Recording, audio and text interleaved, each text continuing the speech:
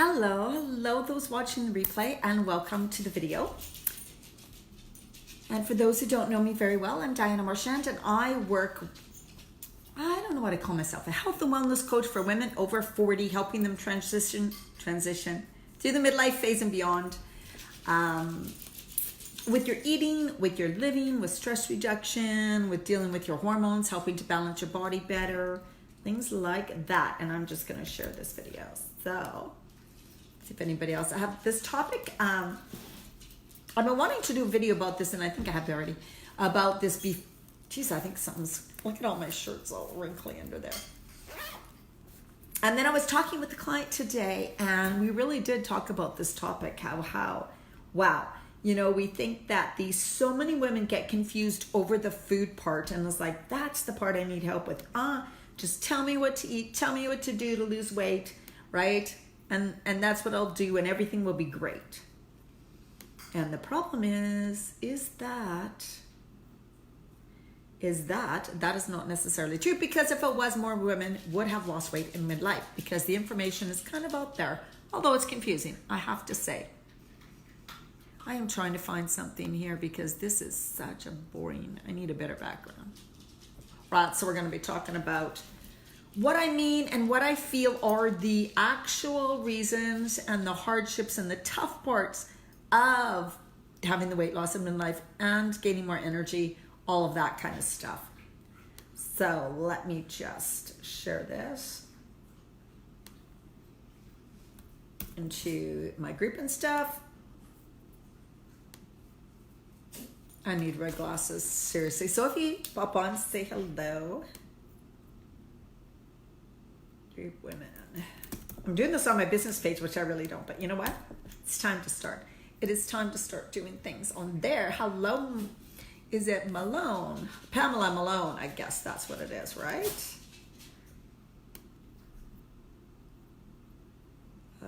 It's not letting me show on my personal page, which is so weird. I don't know why it doesn't let me share them with my personal page. Bizarre. Anyways, that's okay. All right, so now sharing in women creating healthy lives.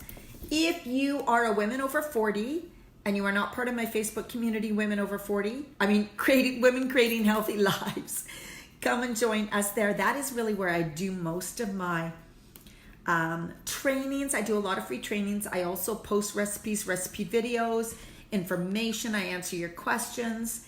We have discussions. So things like that go on in that group. And that's where I hang out most of the time. So that's Women Creating Healthy Lives. Come and join us there. And if you're watching from there, hello. All right. Like I said, I was talking to a client today and who had taken one of my programs, and it was really cool because, you know, I always know that women are going to say to me, oh my God, it's not really about the food. And the food part is actually the easy part. Right? And so it's so cool after these years when I hear that again, when I hear somebody say, yeah, the food part, that wasn't the hardest part. Because once you get it, right? Once you know, like, you must have the food part sorted out. Otherwise, really, you're just still eating the same stuff over and over again. And the weight gain continues and your low energy continues and you just don't know what's going on, right? So really, like, working with someone who understands the food part during this phase of life, that's important, right? But the food part is such an easy part of it. And what happens and what gets in the way of most women is, of course, our head, our mind, our stress level, what our life is like. Hi, Heather.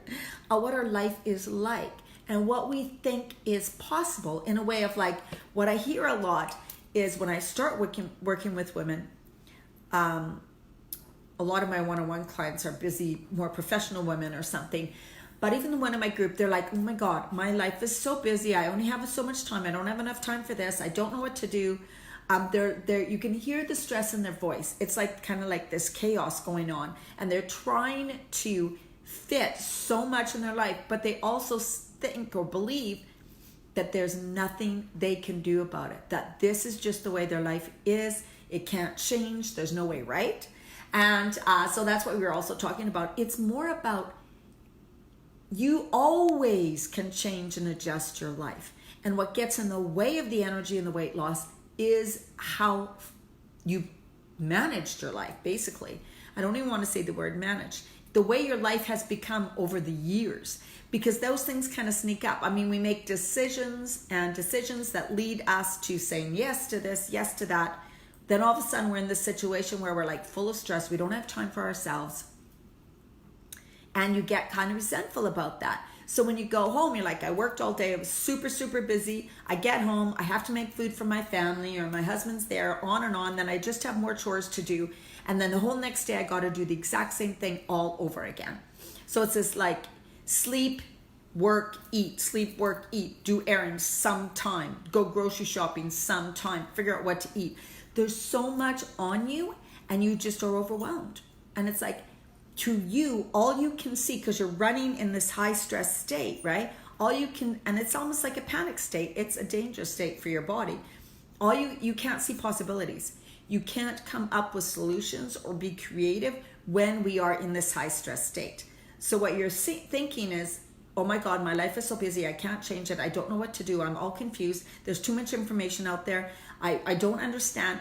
And when our mind is in that kind of state of overwhelm and confusion, what happens is it's so much easier to eat the way we've always eaten, go back to the foods that we've always done, that we don't have to think.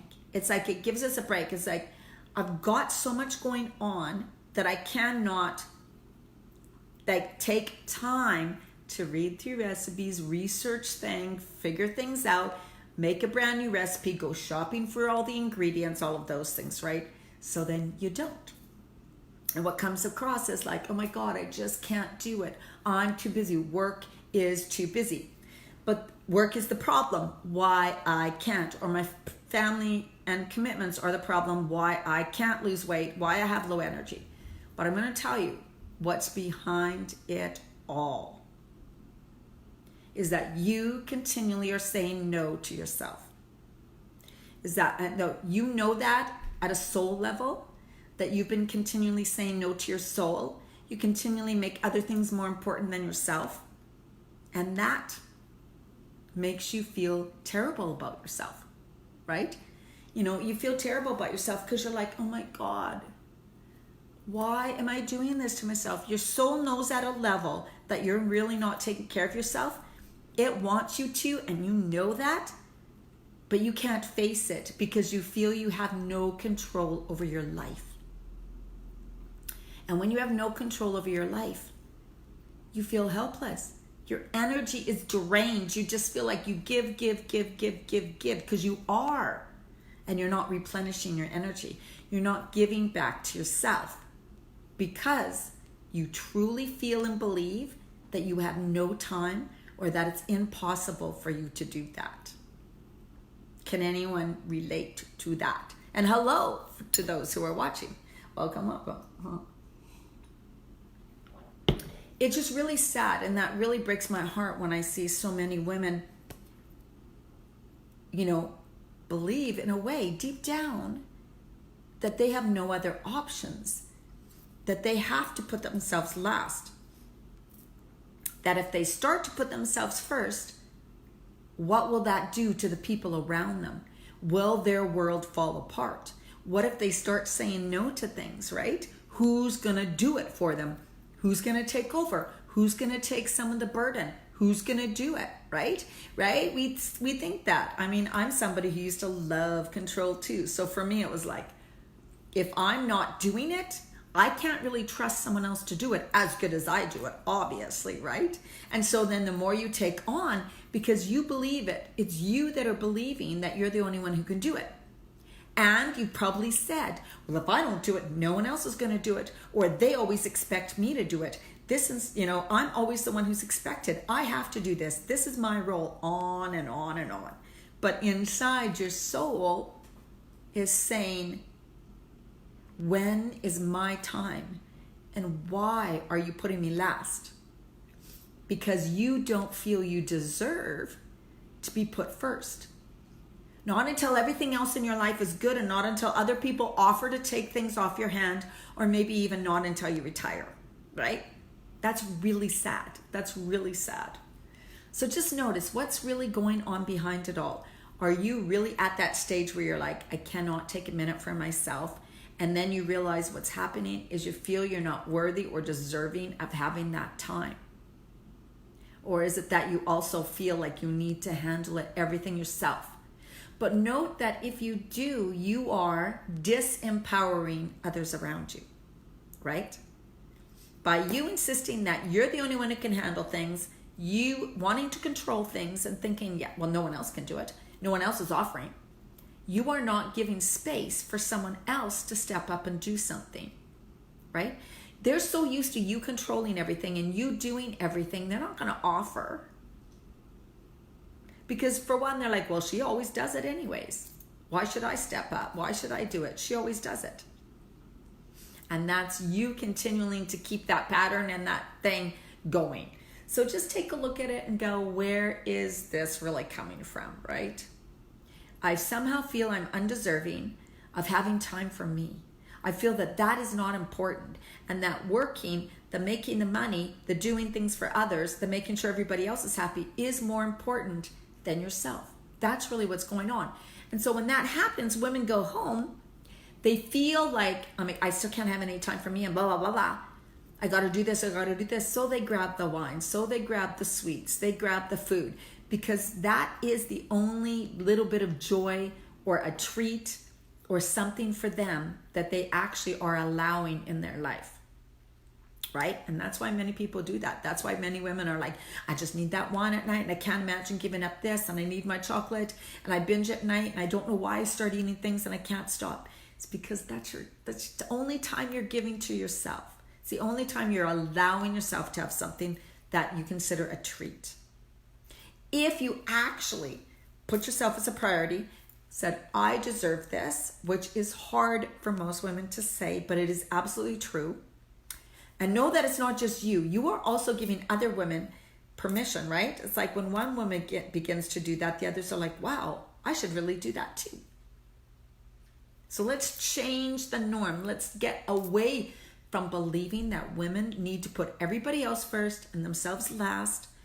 That is craziness. That is craziness. By you putting yourself first, you empower others to put themselves first, and either other people to step up and take responsibility for themselves. That therefore they become more empowered. And you start giving back to yourself, feeling more content, feeling more fueled, feeling like, wow, this is great. I also get to do things that I love and bring me joy. Therefore, your relationships will be better. You won't want to binge at night. You won't need all that alcohol at night. You won't need those special little treats, right? Because you are honoring yourself, taking care of yourself. It's going to affect you in a positive way and everybody around you. It's just we think in our heads that once we do that, everything's going to fall apart.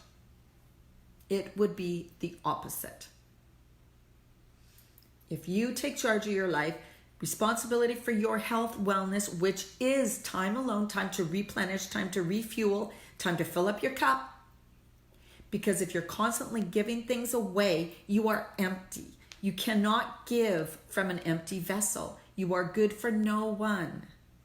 When you're stressed, when you're exhausted, when you're resistant, when you are, when you're mad at someone, you're like, I don't want to do this, but I have to. Anyways, I can't remember what it's called. Resentful. So if you're coming from a place of being resentful, you're not good for anybody, and you're really not showing love to anybody, right? And especially not to yourself. So start caring for yourself, loving yourself, feeling your worth, feeling you're deserving. Start putting yourself as a priority. Show others that that is what is right. Each and every single person needs to put themselves as a priority, and each and every single person needs to take care of themselves. Even if they're a caretaker. Because like I said, you can't give from an empty vessel. You can give when you give yourself love and you fill yourself up also with joy and time and space and wellness. You have so much more then to be able to give to others. All right, I hope that makes sense.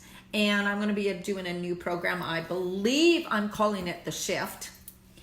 And that is also going to be a lot of what we're talking about here. And yes, it has to do with the food in midlife, but I can tell you right now, that's the easy part, guys. It is figuring out, how do I make this my reality, like this healthy lifestyle, this body, mind, spirit, right? When you feel like you have no choice, when you feel stuck, when you feel like there's too many things going on in your life, when you feel like you have no time for you, it is definitely time for you to reach out and get help, because you can shift and change things so much, so fast. And in my last 21-day program, the women, like after, that's only 3 weeks, you guys, 3 weeks, you can change things immensely. Because you have a little structured environment, you have support, you have guidance, you have trainings, everything you need. And then you make those incremental shifts every day, especially in your mindset and in self-love and in confidence. All right? So that'll be coming soon. Another 21-day program called The Shift and something else. Can't think of it. But also I do one-on-one coaching. And if you really just want more personalized coaching, someone to talk to, someone to guidance, really according to what you need yourself personally, I do that also. So reach out to me. All right. Much love, you guys. I also have free trainings on DianaMarchand.com and many, many, many YouTube videos, Diana Marchand. Thank you for watching. Much love to you. Have an amazing night. Bye-bye.